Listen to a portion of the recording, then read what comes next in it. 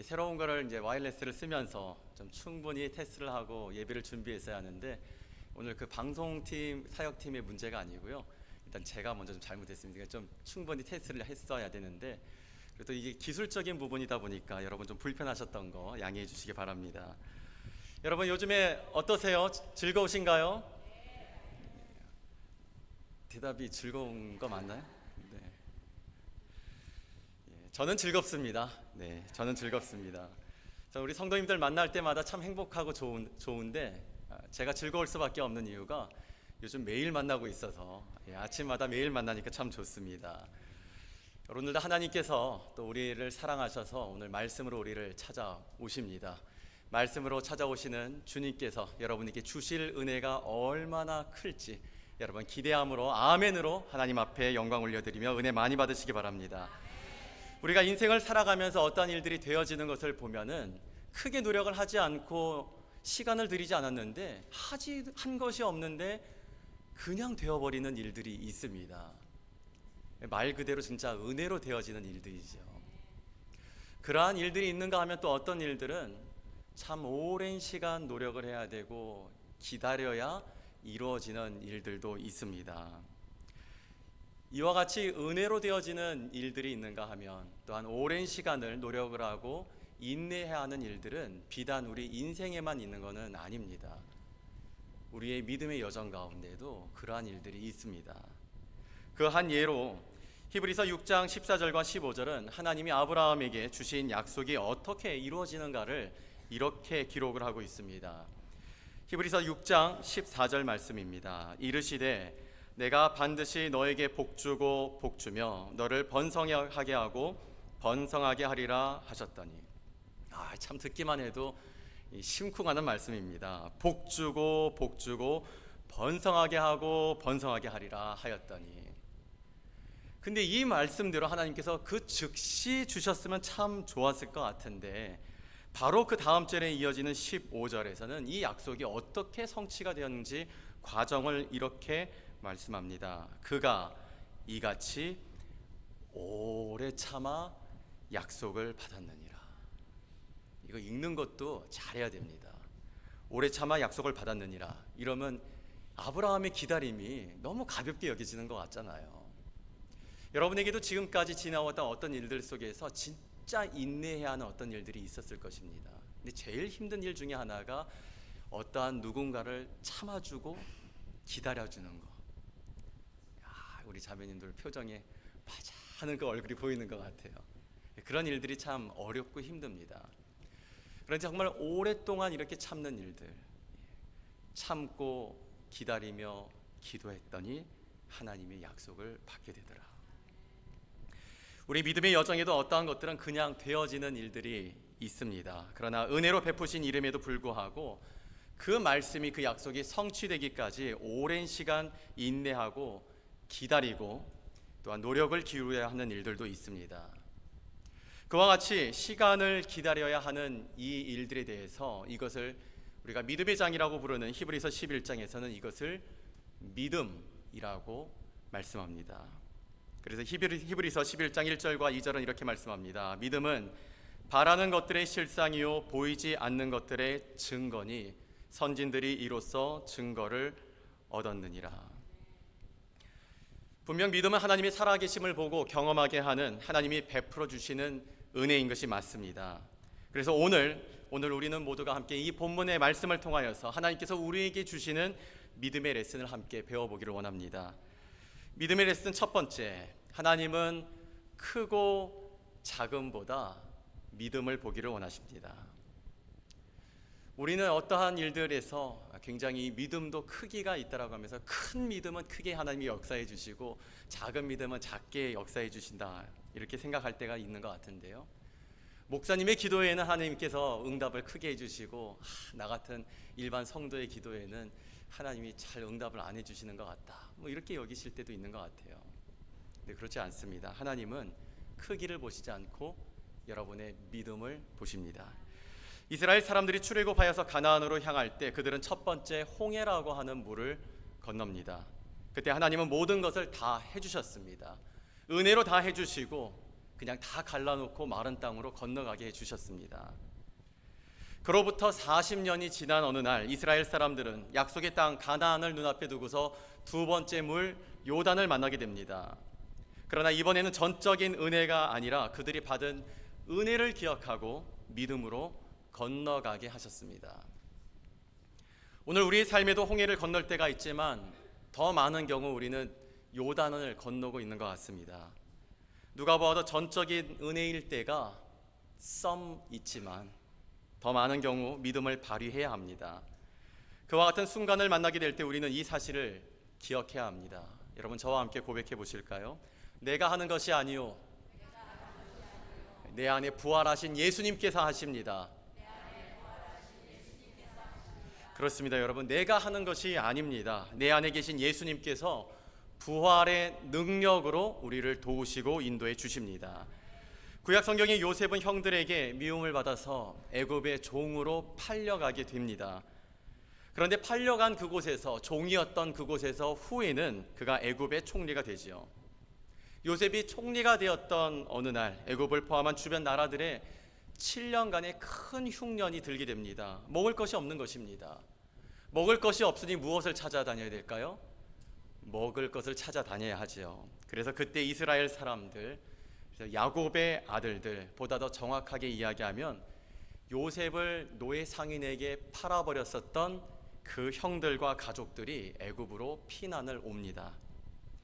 총리가 되기 이전에 요셉은 형들이 자신을 노예 상인에게 팔아 넘겼고 그렇게 팔려간 이국 땅에서 노예로만 살지 않고 한때는 억울한 누명을 쓰고 옥에도 갇혔었습니다.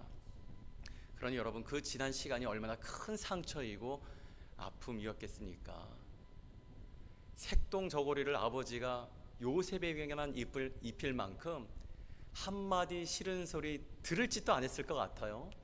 한마디 싫은 소리가 웬 말입니까? 넘치는 사랑을, 아낌없는 사랑을 형들보다 더 특별히 사랑받으면서 그렇게 살아왔다가 한순간 형들에 의해서 팔려간다는 상상도 할 수 없는 일을 겪게 되고 팔려가서 자기가 종으로 살아야 했었고 종으로만 살았습니까? 억울한 누명을 써가지고 옥살이까지 해야 했습니다. 그러니 얼마나 큰 아픔과 상처가 있었겠습니까? 그런데 어쩌면 우리 같으면 이런 생각이 들기도 합니다. 하나님도 무심하시지. 하나님도 무심하시지. 아니 형들이 팔았다 하더라도 하나님은 나를 돌려보내실 수 있는 거 아닌지. 아니 하나님도 무심하시지. 아니 종으로 사는 것도 억울해 죽겠는데 억울한 누명까지 써가지고 옥에까지 갇히게 하시니 얼마나 형들로부터 시작된 이 재앙 같은 시간들이 힘들고 어려웠겠습니까? 그런데 그 아프고 힘든 지난 시간들이 하나님의 섭리였습니다. 하나님은 이스라엘을 이 흉년으로부터 지켜내고 구원하기 위해서 요셉을 미리 선택하셔서 애굽으로 보내 이때를 대비하고 계셨던 것입니다. 요셉이 자신을 노예 상인에게 팔아넘긴 형들을 다시 만나게 되었을 때 그 아픈 기억과 상처를 부여잡고서 그는 울면서 억울해하고 분노하지 않았습니다.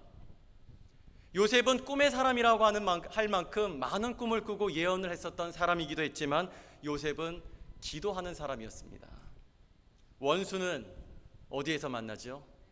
외나무 다리에서 만난다고 이 기가 막힌 재회의 순간을 요셉은 복수의 기회로 삼지 않았습니다. 기도하는 사람은 달라요. 지난번에도 말씀드렸잖아요. 기도하면은 우리 마음 안에 있는 모든 독소를 하나님께서 다 풀어주세요. 마음에 난 상처들도 다 회복시켜 주십니다. 상처를 준 사람보다 더 크신 은혜를 베푸시는 하나님을 알게 되는 것입니다. 지난 이 아픔의 이유에 대해서 하나님께 그래서 물었습니다. 그는 복수의 기회로 삼지 않고 오히려 이 기도의 기회로 삼고서 그는 하나님께로 나아가 하나님께서 왜 그 모든 시간들을 넘어서 왜 하필 그 사람들을 살아서 만나게 하는지 그 이유를 물었습니다. 기도하니까 그래서 하나님의 뜻을 알게 되었습니다. 그래서 그의 고백이 창세기 45장 7절과 8절에 이렇게 고백되어지고 있습니다. 하나님이 큰 구원으로 당신들의 생명을 보존하고 당신들의 후손을 세상에 두시려고 나를 당신들보다 먼저 보내셨나니 그런즉 나를 이리로 보낸 이는 당신들이 아니요 하나님이시냐. 기도하는 사람은 다릅니다. 보는 게 다르고요, 생각하는 게 다릅니다. 그러니 말하고 행동하는 것 또한 당연 다를 수밖에 없는 것입니다.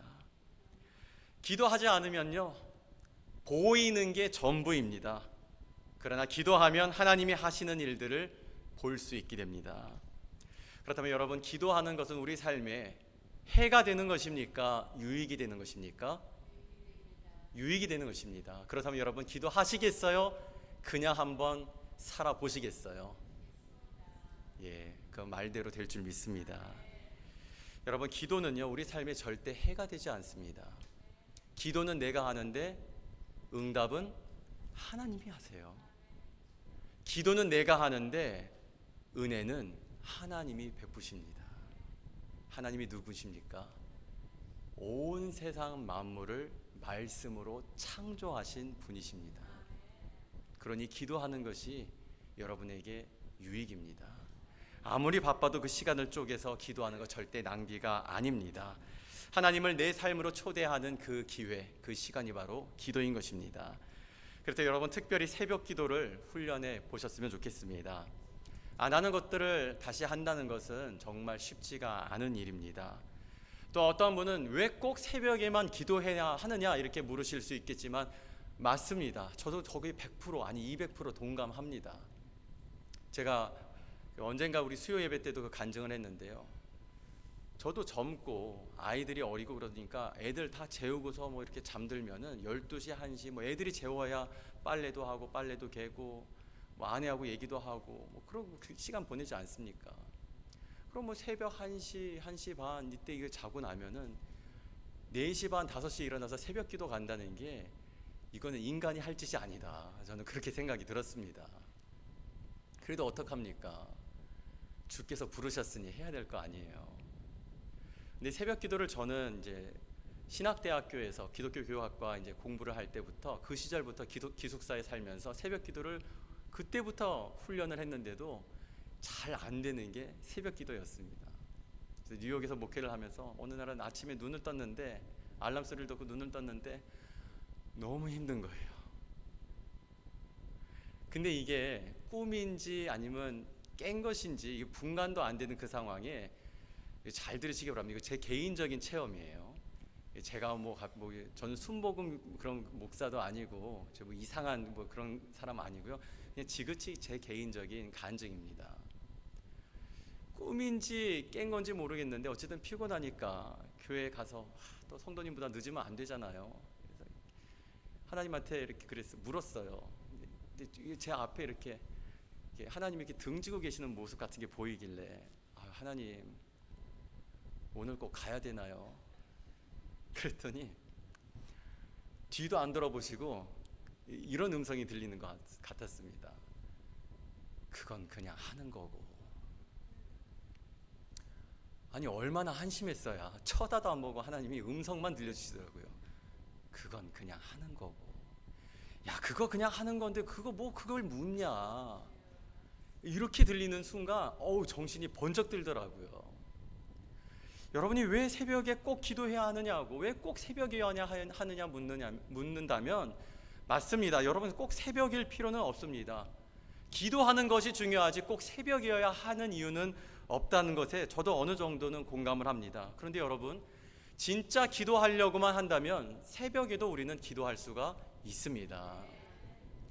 우리 예수님 또한 성경을 보면 새벽 미명에 제자들이 아직 깨어 일어나지 않았을 때에 주님은 멀리 떨어져서 기도하셨다라고 주님도 새벽 기도를 즐겨 하신 것을 보여주십니다. 특별히 우리가 요즘 사순절 특별 새벽 기도회를 하고 있지 않습니까? 사순절 무슨 기도회요? 특별 기도회. 여러분, 특별히 하는 일에는 특별한 일이 일어납니다. 여러분이 개인적으로 하나님 앞에 특별히 작정을 하면 하나님께서 여러분이 특별히 작정한 그 일에 더 가까이 역사하십니다. 그리고 저는 무엇보다 믿습니다. 신앙 공동체가 특별히 작정하고 하나님을 찾고 부르면 하나님은 더 특별한 하나님의 역사를 보여주시는 것을 저는 믿습니다. 그래서 사순절이 아직 반도 안 지났는데 벌써 저는 하나님께서 우리 신앙 공동체 곳곳에 새로운 일을 일으키고 있다라고 하는 것이 느껴지고 있습니다. 그래서 여러분에게 도전합니다. 여러분, 할 수 있는 대로 은혜의 자리로 나오시기 바랍니다. 새벽에 일어나는 것이 힘들지만 처음이 힘들어요. 하다 보면 적응이 됩니다. 그리고 무엇보다 여러분, 온라인으로도 할 수 있지만 현장에 나와서 드리는 예배에는 해보지 않은 사람은 말할 수가 없는 은혜가 있습니다. 여러분, 누가 리더가 되는지 아세요? 기도하는 사람이 리더예요. 제가 그래서 이를 악물고 우리 새벽에 성도님들 기도 소리 끝날 때까지 제 기도로 자리를 붙잡고 있습니다. 기도하는 사람이 리더예요. 기도하는 사람을 시작으로 하나님께서는 그 사람을 시작으로 은혜의 역사를 일으키십니다. 그래서 여러분, 할 수 있는 대로 나와서 여러분 함께 기도하면서 하나님께서 진짜 어떠한 특별한 역사를 일으키실지 기대하시고, 하나님께서 정말 작정한 우리를 빈손 만들지 않으십니다. 여러분에게 채워지는 은혜가 있습니다. 여러분 함께 작정하고 참여해 보시기 바랍니다. 자, 그럼에도 불구하고 출근 때문에 아이들 학교 보내는 것 때문에 뭐 이것저것 힘드신 분들은 라이브 스트리밍이 있지 않습니까? 유튜브에 구독 아직 안 하신 분들 거수. 구독 다 하셨죠? 이 구독이 다른 게 아니라요, 그 해놓으시면은 여러분 새벽 기도 시간에 그 노티피케이션이 올라옵니다. 그래서 굳이 뭐 메이컨 한인 심리교회 찾을 필요 없이 올라오는 거 원터치 클릭만 하시면은 바로 예배에 참여하실 수가 있습니다. 여러분, 예배는 보는 것일까요? 드리는 것일까요? 드리는 것입니다. 우리가 예배를 본다라고 하는 말 자체에는 이미 벌써 예배를 드린다라는 의미가 포함되어 있지만, 그런데 자칫 예배를 본다라고 하는 그 말 때문에 우리의 예배 드리는 태도를 여러분 흐트러뜨릴 수가 있습니다. 예배는 드리는 것입니다. 그래서 출근 때문에 혹은 아이들 학교 보내는 일 때문에 어렵다 하더라도 틀어놓고서 준비시키지 마세요. 틀어놓고서 그 시간을 구별하여 여러분도 예배에 온전히 참여하시기 바랍니다. 자, 이것도 어려우신 분들을 위해서 마지막, 이것도 안 하면 진짜 인간도 아니에요. 실시간에 들어와서 현장도 라이브도 힘드신 분들은 괜찮아요. 제가 우리 유튜브에 올라간 그 예배를 다 모니터하면서 회개도 하고 감사도 합니다. 유튜브를 볼 때 저는 이 클릭이 얼마인지 좋아요가 얼마인지 이런 거 안 보고요, 제가 몇 분 동안 설교했냐 이걸 보거든요. 오늘도 이게 말이 길어지는 거 보니까 또 30분 넘어갈 것 같으니 여러분 용서하시기 바랍니다. 저도 이렇게 설교가 길어질 때마다 죄책감을 느껴요. 저도 이렇게 성도님들과 똑같이 앉아서 설교를 듣던 그 시간에 경험해 보니까 설교가 길다고 해가지고 다 은혜가 되고 귀에 들어오는 게 아니더라고요. 그 가운데 임팩트만 있으면 되는데 주저리 또 오늘 말이 많은데, 그래서 제가 이제 설교를 최대한 짧게 하려고 노력하지만 오늘까지는 어떻게 노력을 해보겠습니다. 다음 주는 실제로 그렇게 하고요. 근데 여러분, 예배는 드리는 것이기 때문에 이렇게도 저렇게도 시간을 맞추기 어려우신 분들은 조금 더 일찍 출근하셔서 30분만 구별하시기 바랍니다. 출근해서 30분을 구별하기 어려우신 분들은 점심시간을 활용하셔도 좋고, 아니면 퇴근하고 차에 앉아서 출발을 30분만 조금 늦추셔서 그 시간에 여러분 예배하는 시간에 함께 여러분 참여해 보셨으면 좋겠습니다. 자, 우리 새벽 예배 함께 하면서 우리가 외치는 거 있잖아요. 하나님 새롭게 하소서. 하나님 새롭게 하소서. 우리 같이 한번 고백해 볼까요? 하나님 새롭게 하소서. 우리 말이 하나님 귀에 들린 대로 하나님께서 이루어 주실 줄 믿습니다. 하나님께서 새 일을 하시겠다고 말씀하셨기 때문에 우리가 한번 기대해 보고서 이 시간을 함께 달려가 보았으면 좋겠습니다. 하나님께서 새 일을 하시면서 이렇게 말씀하셨습니다. 이전 일을 생각지도 말고 기억하지도 말라고요. 그거를 해야 새 일을 하시겠다가 아니라 하나님께서 이루어주시는 새 일이 얼마나 놀랍고 큰지 이전 일과는 비교도 안 돼서 생각지도 기억지도 안 될 만큼 하나님께서는 새 일을 하신다는 것입니다. 저는 그래서 기도합니다. 여러분 가운데에 앞에 놓여 있었던 요단강들, 새벽 기도하면서 우리 작정하고 주님 앞에 나아갈 때에 그 요단강 끊어지게 될 줄 믿습니다. 여러분 가정에 흘러서 여러분의 가정을 어렵게 하고 있었던 모든 요단강과 홍해는 우리가 작정하고 주님 앞에 나갈 때 열려지는 새 일이 일어나게 될 줄 믿습니다. 하나님 새롭게 하소서. 여러분 날마다 외치고 기도하면서 하나님이 여러분을 사랑하여서 이루어 주실 그 일들을 기대하고 함께 하시기를 축복합니다. 아이고 숨차라. 여러분 그렇습니다. 새 일에 여러분이 함께 갔으면 좋겠습니다. 하나님께서 작정하는 우리 모든 일들 속에 하나님의 은혜가 분명히 일어나게 될 줄 저는 믿고 기도하겠습니다. 하나님의 섭리를 따라서 애굽의 총리가 된 요셉으로 인하여 이스라엘 사람들은 애굽의 고센 땅에서 정말 아무런 걱정 없이 풍요를 누리며 지낼 수가 있었습니다. 그렇게 지냈었던 7년이 지나고 이제 흉년이 끝났으니 이제는 다시 그들의 땅으로 돌아가야 했는데 이스라엘 사람들은 가나안으로 돌아가지 않았습니다. 다른 이유가 아닙니다. 가나안보다 애굽이 살기에 워낙 좋고 편안했기 때문입니다. 그런데 거기에서부터 문제가 일어납니다. 시간이 지날수록 거기서 더 잘 살게 될 줄 알았는데 애굽 사람들은 자신들의 땅에서 이 이스라엘 사람들이 번성해 가는 것이 너무 불편했습니다. 위기로 여겨졌습니다. 그래서 이스라엘 사람들을 종으로 삼게 됩니다. 그랬음에도 불구하고 여전히 위협으로 느꼈었고 불안했었던 애굽 사람들은 결국 이스라엘 사람들이 아들을 낳으면 그 아들들을 죽이라는 명령을 내리기에 이르게 됩니다.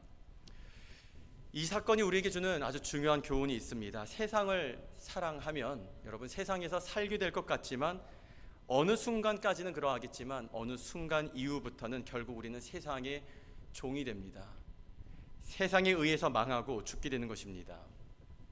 돈이 되었건 사람이 되었건 일이 되었건 무엇이든지 하나님보다 더 사랑하는 모든 것들은 결국 우리를 그 마지막에 허무하게 허망하게 만듭니다. 창세기의 마지막 50장과 그 창세기 다음에는 무슨 책이죠? 출애굽기. 출애굽기의 제일 첫 장은 몇 장일까요? 너무 당연해가지고 관심들을 안 갖고 호응을 안 하시는 것 같네요. 1장입니다. 우리가 장수로는 그냥 넘기면은 50장에서 1장이고 그러지만 창세기 마지막에 50장에서부터 출애굽기 첫 번째 1장 사이에는 시간적으로 400년이라고 하는 공백기가 있습니다. 이 시간이 바로 이스라엘이 하나님을 잊고 살았던 세월이었습니다. 그런데도 여기서도 참 큰 은혜가 있습니다. 하나님이 우리를 얼마나 사랑하시는지를 이 사건을 통해서도 보여주십니다. 400년 동안 까맣게 하나님을 잊고 살았습니다. 예배하지 않았습니다. 그들은 여전히 하나님을 우리의 하나님, 우리의 여호와라고 말로는 하였지만 실제로 그들의 삶에 하나님은 없었습니다. 그렇게 400년을 지나다가 정말 힘들고 어려워서 못 살겠어서 400년 만에 이스라엘 사람들이 하나님을 찾았는데 하나님이 즉시 그들을 찾아와 만나 주십니다. 그리고는 모세를 통하여 애굽에서 구원하십니다. 출애굽은 그렇게 시작이 된 것입니다. 하나님의 은혜로 애굽을 나오게 된 것입니다. 그러나 얼마 지나지 않아 그들은 또다시 그들의 기대에 찼던 걸음은 홍해 앞에 가로막히게 됩니다. 앞에는 홍해에 막히게 되고 뒤에서는 애굽의 정예 부대가 그들을 죽이기 위해 맹추격해 오니 사는 줄로 알고서 환호를 하면서 애굽을 나왔다가 한순간 몰살당하게 된 위기에 처하게 된 것입니다.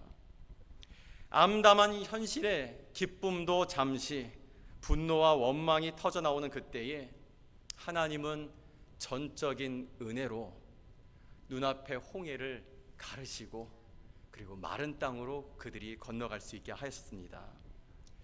이것은 하나님이 얼마나 위대하신지를 보여주는 사건이었고 또한 하나님께서 그 백성을 얼마나 사랑하시는지를 보여주시는 시청과 교육이었습니다. 하나님께서 이와 같이 보여주고 경험시켜 주신 것은 하나님에 대한 믿음을 갖기를 원했기 때문에 그와 같이 하신 것입니다. 그래서 믿음을 가지고서 하나님께서 약속한 가나안 땅에 들어가 그 땅을 정복해 가기를 원하셨습니다. 그러나 이스라엘은 눈으로 보았고 그 물 사이를 건너며 하나님을 경험하였지만 너무나 안타깝게도 하나님을 향한 온전한 믿음이 잘 일어나지 않았습니다. 그들은 그 광야를 지나가면서 조금만 힘들고 어려워지면 앞에 막혔었던 홍해도 그들이 한 곳 없이 갈라주시고 젖은 땅이 아니라 마른 땅으로 가게 하셨던 하나님이었는데 그때는 그때 일이고 당장 지금 먹을 것이 없으니까 당장 마실 물이 없으니까 당장 누군가로부터 또 죽게 될 위기를 만나니까 그들은 쉽게 절망하고 한다는 말이 모세와 하나님을 원망했습니다. 그러한 이스라엘이었음에도 하나님은 변함없이 그들을 사랑하셨습니다. 그럼에도 하나님은 믿음이 없이는 가나안을 허락하지 않으셨습니다. 여러분 혹시 이 사실을 알고 계시나요? 은혜도 믿어야 내 것이 됩니다. 하나님이 주시는 은혜가 참 많은데도 믿어야 그것이 내 것이 되는 것입니다. 예수님께서 우리에게 영생을 주기 위하여 이 땅에 오셔서 십자가에 죽으시고 우리에게 그 영생을 주기 위하여 부활하셨다 하더라도 이 은혜를 내 것으로 믿어야 구원이 내 것이 되는 것입니다. 그래서 오늘 이 자리에 혹시 아직도 예수님을 나의 구원의 주님으로 영접하지 않은 어떤 분이 계시다라면 여러분 더 미루지 마시고 이 시간 예수님을 여러분이 구원의 주님으로 영접하시고 구원 얻으시기 바랍니다. 또한 우리 모두도 믿음이 업앤다운하지 않도록 부활하신 예수님이 여러분과 함께하고 계시다는 것을 늘 생각하며 그 은혜 안에서 승리의 삶을 살아가시기를 주님의 이름으로 축복합니다. 가나안은 하나님의 약속입니다. 하나님이 이스라엘의 하나님이 되고 이스라엘은 하나님의 백성이 되어서 사는 땅, 그곳이 바로 가나안입니다. 그렇기 때문에 하나님을 향한 믿음이 없이는 들어갈 수 없는 곳이 또한 가나안이었던 것입니다. 그래서 하나님밖에 바라볼 수 없는 광야에서 하나님의 최초 계획은 40년이 아니었는데 무려 40년이라는 시간을 통해서 하나님을 믿는 훈련, 즉 믿음의 훈련을 이 사랑하는 주님의 백성들이 받도록 하신 것입니다. 하나님을 믿어야 살고 하나님을 믿어야 약속을 받을 수 있기 때문입니다. 그렇게 40년이 걸려 믿음의 훈련이 끝난 후 드디어 그동안 훈련해 왔었던 믿음을 발휘할 수 있는 아주 절호의 기회를 맞이하게 됩니다. 이제 그 눈앞에 가나안을 앞두고서 홍해라는 물을 만나게 된 것입니다. 아니죠, 요단이라는 물을 만나게 된 것입니다. 인간미가 있잖아요. 한 번씩 여러분 제가 그렇게 말해도 이 말이 저 말 같고 저 말이 이 말 같은 이렇게 안 헷갈리시죠? 하나님 은혜입니다. 그렇습니다. 여러분 홍해는 다 하나님이 갈라놓고 건너가게 하셨지만 요단은 하나님의 말씀을 믿고 들어간 후에야 갈라지게 하셨습니다. 하나님이 다 해주는 은혜의 역사에 이어서 이제는 믿음의 역사를 순종을 통해서 체험하게 하신 것입니다. 우리의 삶도 그렇습니다. 우리의 믿음이 어느 정도 이제 성숙하게 되면, 우리 믿음의 연수가 어느 정도 자라게 되면 하나님은 계속해서 우리에게 홍해의 은혜를 주시는 게 아니라 요단의 은혜를 도전하십니다. 물이 가득하여 위협적인 요단강을 하나님을 믿고서 들어가라고 하시는 것입니다. 그리고 말씀을 믿고 순종하여 들어가면 그때 물이 끊어지는 기적을 우리 가운데 보여주십니다. 최초의 출애굽을 한 사람의 숫자는 셀 수 없을 만큼 많았지만 목적지였던 가나안까지 들어간 사람은 딱 2사람, 여호수아와 갈렙뿐이었습니다. 나머지는 출애굽은 성공은 했지만 목적지인 가나안에 들어가지 못하고 광야에서 다 죽을 수밖에 없었습니다. 우리는 그 이유를 교훈 삼아야 합니다. 믿음의 훈련을 마치지 못했기 때문에 가나안은 밟지도 못하고 가나안은 밟지도 못하고 그 광야에서 인생을 다 허비할 수밖에 없었던 것입니다. 출애굽은 그 자체로 상상할 수 없었던 엄청난 일입니다. 적어도 종살이에서는 해방이 되었고 크게는 더는 아들을 낳아도 죽이지 않아도 되는 처참한 현실로부터 벗어날 수 있었던 것입니다. 그렇지만 여러분 출애굽 자체에 목적이 있는 것이 아니라 참혹한 현실로부터 벗어나는 데 목적이 있는 것이 아니라 하나님은 약속한 가나안에 들어가 살게 하는 것이 목적이었습니다. 오늘날 많은 그리스도인들의 삶 또한 당시 이스라엘 사람들과 같이 애굽 탈출에서 끝나고 있는 경우가 많다는 것을 생각하게 됩니다. 예수 그리스도를 믿음으로 구원을 얻는 하나님께서 갈라놔 주신 구원의 그 홍해는 건넜지만 그 은혜를 가지고 하나님을 향한 온전한 믿음으로까지 잘 이어지지가 못한다는 것입니다. 여러분 생각해 보시기 바랍니다. 우리에게 무슨 능력이 있습니까? 우리가 할 수 있는 것이 무엇이 있습니까?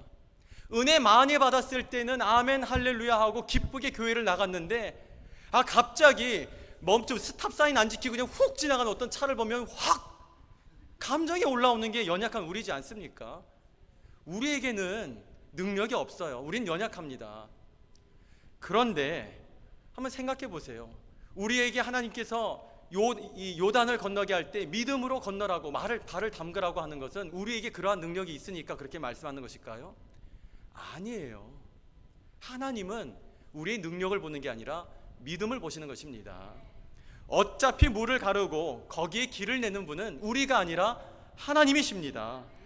하나님께서 하시는 것인데 말씀대로 하나님을 믿고 요단에 발을 디디라고 하지만 우리는 딛는 것 자체를 너무 힘들고 어려운 숙제로 여긴다는 것입니다. 은혜는 좋아도 믿음까지 이어지지는 못하고 우리는 하나님께 헌신하고 하나님께 드려보면은 하나님이 약속한 일들이 일어나게 됨에도 불구하고 안 될까봐 너무 많은 것들을 생각하면서 살아갑니다.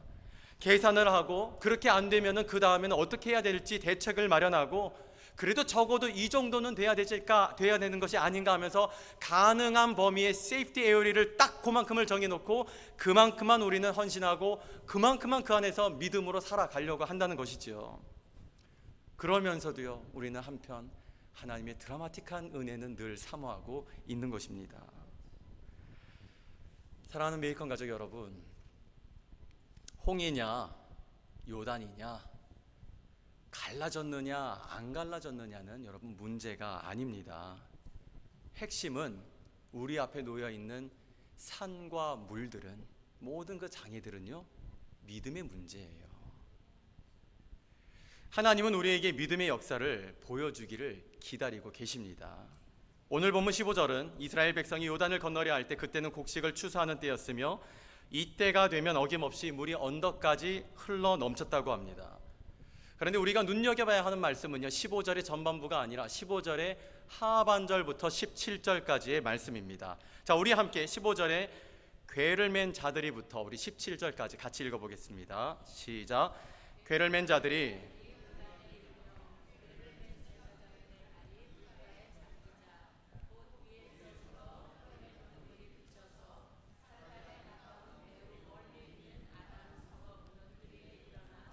한 곳에 쌓이고 아라바의 바담 여메로 향하여 흘러가는 물은 온전히 끊어짐에 백성이 여리고 앞으로 바로 건널세 여호와의 언약궤를 맨 제사장들은 요단 가운데 마른 땅에 굳게 섰고 그 모든 백성이 요단을 건너기를 마칠 때까지 모든 이스라엘은 그 마른 땅으로 건너갔더라. 아멘. 여기 이 말씀에 쓰여져 있는 발이 물가에 잠기자라는 우리말의 이 번역을 보다 더 원어에 충실하게 번역을 하게 되면 이러한 말이 됩니다. 발이 물에 닿자마자, 발끝이 물에 닿자마자 touch the water 했지. 물에 닿자마자예요. 그러니까 발을 물에 가져다 대기 전까지는 여러분 요단은요 들어가면 곧 죽을 것 같은 위협적인 문제입니다. 그런데 발이 물에 닿기가 무섭게 물이 완벽하게 끊어졌고 40년 전 홍해와 같이 이번에도 마른 땅으로 건너갈 수가 있었습니다. 그리고 이때도 여호와의 언약궤, 즉 하나님은 요단 한가운데 서 계셨습니다. 여러분, 하나님께서 우리에게 요구하는 믿음은, 우리 안에서 보시기를 원하는 믿음은 대단하고 엄청난 것이 아닙니다. 하나님을 믿고 발을 갖다 대기만 해도 역사가 일어나는, 예수님께서 말씀하신 그 표현 그대로 겨자씨만한 믿음인 것입니다. 오늘 말씀은 그러잖아요. 발이 물에 닿자마자라고요. 하나님께서는 우리의 믿음의 크기를 보시는 게 아닙니다. 믿음 그 자체를 보시는 거예요. 오늘 말씀이 하나님께서 정말 우리에게 믿음의 크기를 말씀하고자 하셨다라면 발이 물에 닿자마자가 아닙니다. 발목이, 아니면 무릎까지 물이 차오르자, 아니면 허리까지, 아니면 턱까지 이렇게 쓰여져야 하는데 오늘 말씀은 우리에게 발이 물에 닿자마자라고 하잖아요. 하나님은 우리에게 그렇게 엄청난 믿음을, 발이 닿는데도 안다니까 조금 더 하나님 믿어봐서 발목까지는 이 정도가 아닌가, 무릎까지는 이걸 말씀하신 게 아닌가 하면서 막 숨을 쉴 수 없는 간당간당한 그 정도까지 들어가라고 하시는 게 아닙니다. 하나님은 우리 안에서 겨자씨만한 믿음이라도 그 겨자씨만한 믿음이 위대한 하나님의 역사를 이루신다라고 하는 것을 보여주기를 원하시는 것입니다. 하나님께서 우리의 믿음을 터치하실 때는 여러분 시험을 통해서 우리가 시험에 들게 하고, 또는 고된 시험을 한번 치르고 나면 그 시험 이후에는 대단한 믿음이 되게 하는 것이 아닙니다. 믿음 그 자체가 무엇인지, 그리고 겨자씨만한 믿음이 어떠한 하나님의 역사를 나타내는지를 알게 하시며 작더라도 우리 안에서 그 믿음을 보기를 원하십니다. 저는 우리 모두가 기도할 때에 홍해의 기적만을 기도하기보다 겨자씨 같은 믿음이라 할지라도 그 겨자씨만한 믿음을 통해서 요단의 기적들을 풍성히 경험하며 살아갈 수 있기를 바랍니다. 겨자씨만한 믿음이라 할지라도 그 작은 믿음들이 여러분의 삶의 곳곳에 심겨져서 여러분의 삶의 믿음의 흔적과 간증이 넘쳐나게 되기를 높으신 우리 구주 예수 그리스도의 이름으로 축복합니다. 믿음의 레슨 두 번째, 우리 삶에 충만하신 하나님의 임재를 신뢰하라는 것입니다. 이스라엘 사람들의 광야에서 믿음만 훈련된 것이 아니라 그들이 요단을 건너기를 작정하고 걸음을 내딛고 요단을 통과할 때에 그들 곁에 하나님이 함께 계셨습니다.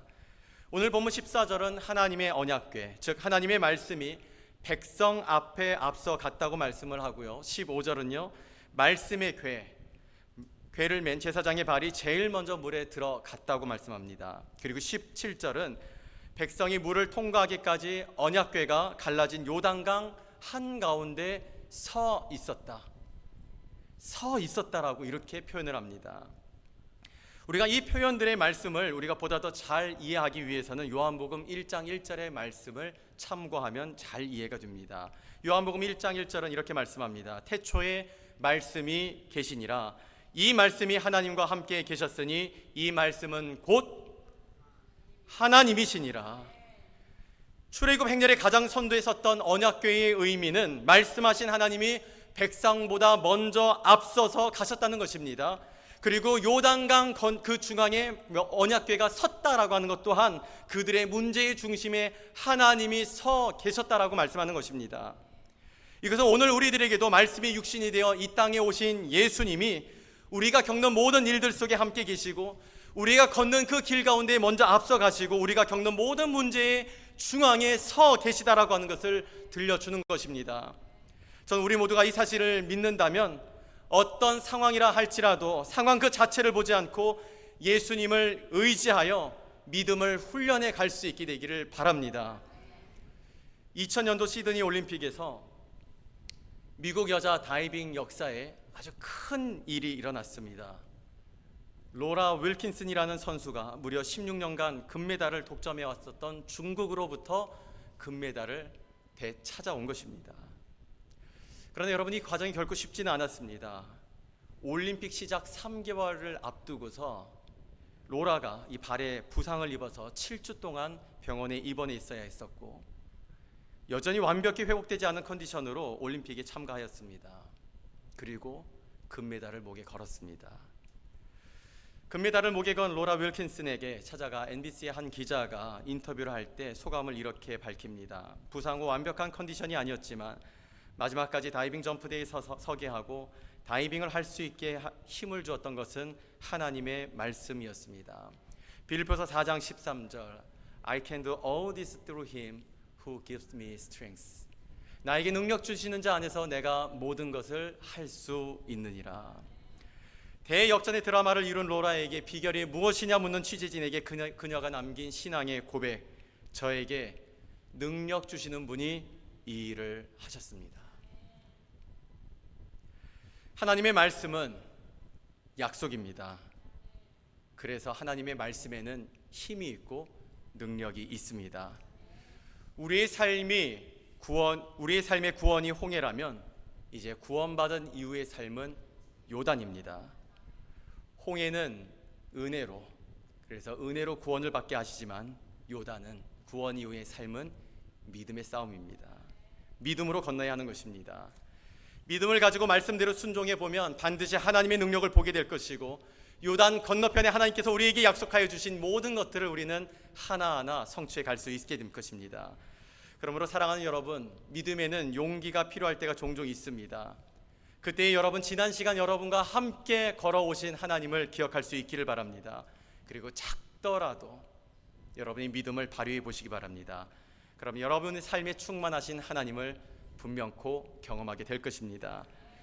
성경을 통하여 하나님께서 말씀하셨다면 당장을 생각하기보다 말씀대로 역사하시는 하나님을 믿으시기 바랍니다. 그리고 무엇보다 믿음은 우리 자녀들에게 줄 수 있는 위대한 유산이 됩니다. 그러므로 여러분 그것을 기억하시고 믿음의 길을 우리 자녀들의 앞서서 본이 되는 믿음의 삶을 살아가 주시기를 부탁드립니다. 하나님을 믿고 순종한 결과는 누가 책임져 주실까요? 네? 진짜 놀래라. 하나님을 믿고 순종한 결과는 누가 책임져 주시죠? 믿으세요, 여러분. 왜 하나님 그러면서 뭐 해도 되고 안 되고가 어디 있습니까? 하나님이 책임져 주시는 것입니다. 하나님의 이름을 여러분 크게 부르시기 바랍니다. 부르는 여러분의 입술의 그 모든 고백들을 누가 들으세요? 그렇습니다. 여러분의 말이 하나님 귀에 들린 대로 하나님께서 이루십니다.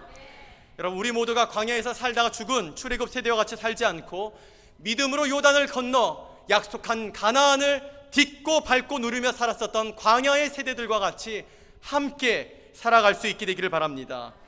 이제부터 우리들이 만나게 될 수많은 요단을 믿음으로 건너 요단 건너편에 약속한 젖과 꿀이 흐르는 하나님의 약속을 풍성히 누리는 우리 모두가 되고, 그 기쁨의 노래와 간증과 감사가 풍성한 우리 모든 목장들과 가정들과 메이컨 한인 침례교회가 되기를 믿음의 주요 우리를 온전케 하시는 부활하신 예수 그리스도의 이름으로 축원합니다.